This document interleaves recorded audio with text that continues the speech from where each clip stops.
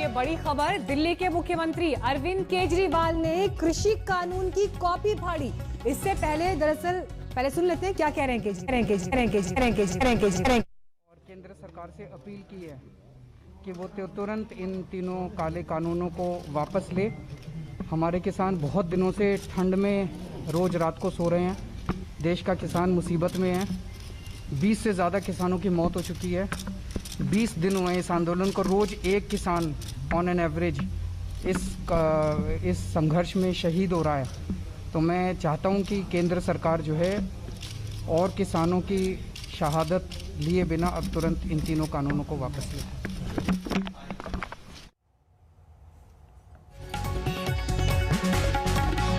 केजरीवाल को आप सुन रहे थे, उन्होंने कहा कि बिना देरी किए सरकार इस कानून को वापस ले। कोरोना काल में क्यों अध्यादेश लाया गया और उसके बाद जल्दबाजी में ये कानून पास कराया गया।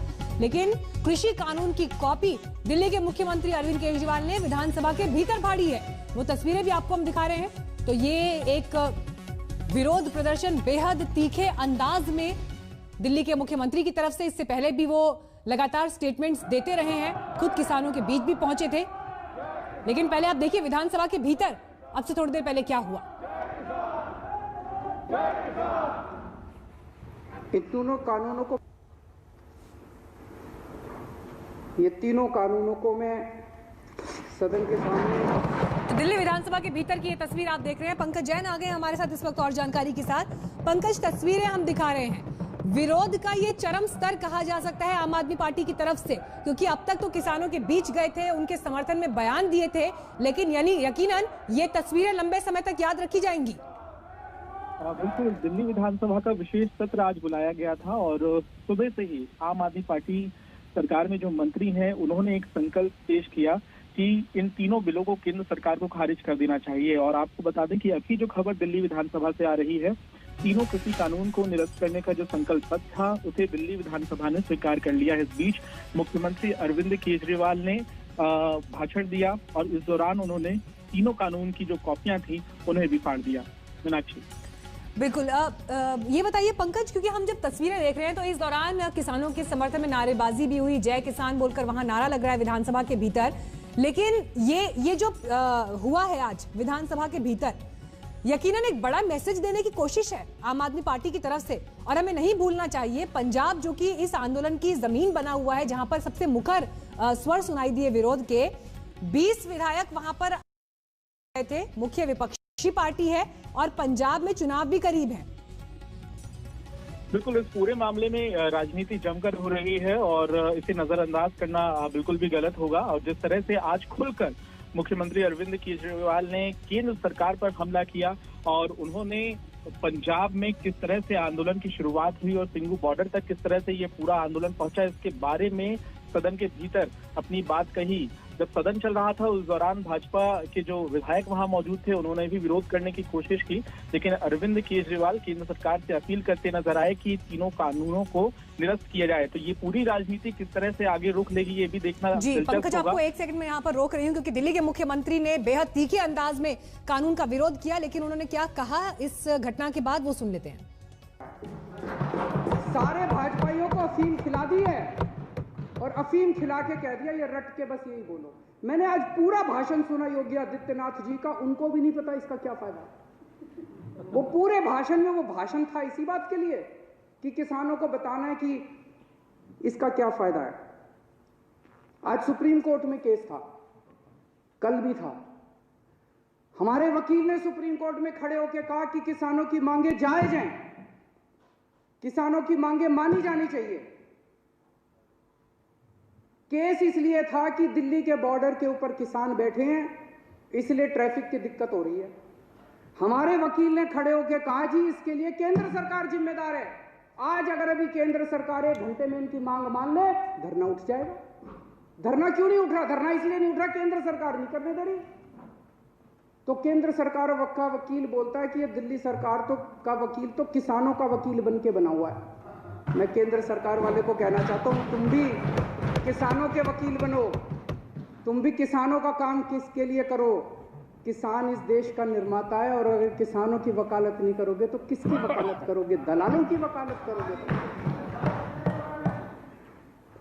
एक कई लोग मुद्दा उठा रहे थे कि कोरोना काल में ऑर्डिनेंस क्यों पास किया गया, ऐसी क्या जल्दबाजी थी।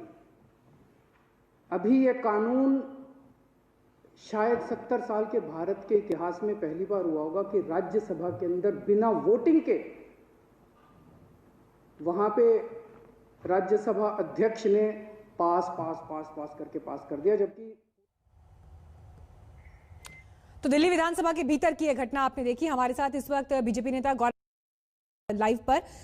गौरव, आपने भी ये तस्वीरें देखी होंगी और बड़े ही तीखे अंदाज में विरोध कर रहे हैं। वो तो ये तक कह रहे हैं कि लगता है कि बीजेपी के मंत्रियों ने अफीम खा ली है, क्योंकि जो उनके स्टेटमेंट्स हैं वो सिर्फ स्टेटमेंट्स दिए जा रहे हैं, लेकिन उन्हें इस कानून की बारीकियां, इससे होने वाले नुकसान नहीं पता है।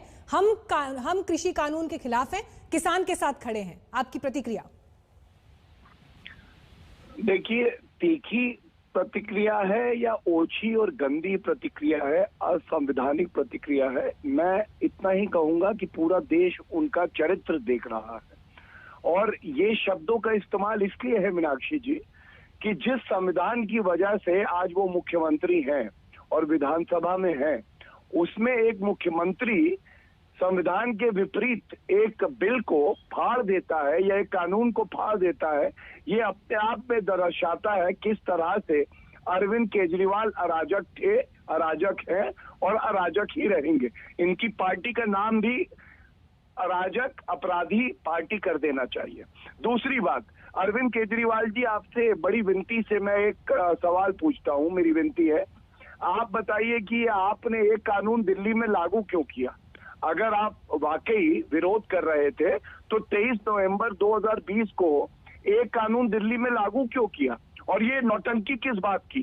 तो अंत करूंगा यही कह के कि इनकी दिमाग की बत्ती है गुल और नौटंकी कर रहे हैं फुल। इनको कोई लेना देना नहीं है किसानों से।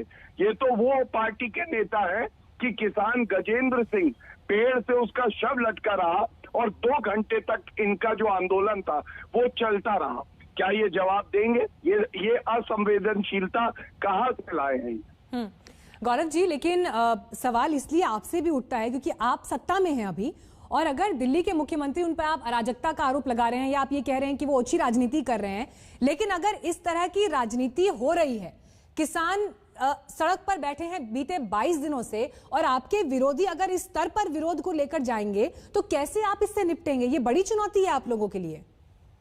मीनाक्षी जी, कोई संदेह नहीं है। देखिए, पहले आपने क्योंकि मुझसे अरविंद केजरीवाल जी पे प्रश्न किया तो मैंने अपनी प्रतिक्रिया दी, और मैं फिर से कहूंगा कि एक मुख्यमंत्री इस तरह की असंवैधानिक हरकत विधानसभा में करे, ये शोभा नहीं देता। लेकिन अब आपने जो सवाल उठाया, ये बात आप भी मानेंगी मीनाक्षी जी, बड़े ही खुले मन से हम लोग किसानों के जो संगठन हैं, जो नाराज है, उनसे बातचीत कर रहे हैं, और बातचीत ही एक विकल्प है। ये सर्वोच्च न्यायालय ने भी कहा है, और यही बात मोदी जी ने भी कही थी कि 24 घंटे हमारे द्वार किसान भाइयों के लिए खुले हुए हैं। वही हमारा सम्मान है, वही इस देश की रीढ़ की हड्डी है। लेकिन इसकी वजह से आप अराजकता फैलाएं, हाय हाय मोदी मर जा मोदी के नारे सुने जाएं, उमर खालिद और शर्जील इमाम को किसान बताया जाए, मैं समझता हूं ये किसानों का ही अपमान। गौरव जी, क्या आप ये मानते हैं, हालांकि आप इनके ऊपर राजनीति का आरोप लगा रहे हैं, या आपका ये कहना है कि विपक्ष इस मुद्दे पर सिर्फ विरोध के लिए विरोध कर रहा है, लेकिन सवाल ये उठता है कि जिस तरह से कानून पास हुआ था, क्योंकि आज भी अरविंद केजरीवाल ने अपने भाषण में विधानसभा के भीतर यही कहा कि कोरोना काल में अध्यादेश लाया गया, जल्दबाजी में पास कराया गया, तो आपने ही तो ये मौका दिया है इन्हें सब करने का।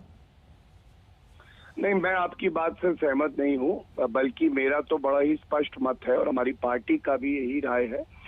कोरोना की वजह से सबसे ज्यादा अगर किसी को सरकार की जरूरत थी कि सहायता का हाथ बढ़ाए, तो वो हमारे किसान भाई, मजदूर भाई थे। और ऑर्डिनेंस लाया ही तब जाता है कि जब पार्लियामेंट सेशन में नहीं होती, ये हमारा संविधान कहता है मीनाक्षी जी। दूसरी बात, जब इस बिल पे चर्चा हुई, 5 घंटे चर्चा हुई लोकसभा में, 7 घंटे हुई राज्यसभा में, उसके बाद ये कानून बन गया। अगर आपको कानून पसंद नहीं है, आप 2 चीजें कर सकती हैं, 2 विकल्प है। पहला, नागरिक के पास ये हक है शांतिपूर्वक तरीके से, बिना दूसरों को असुविधा दिए हुए आप प्रदर्शन कर सकते हैं।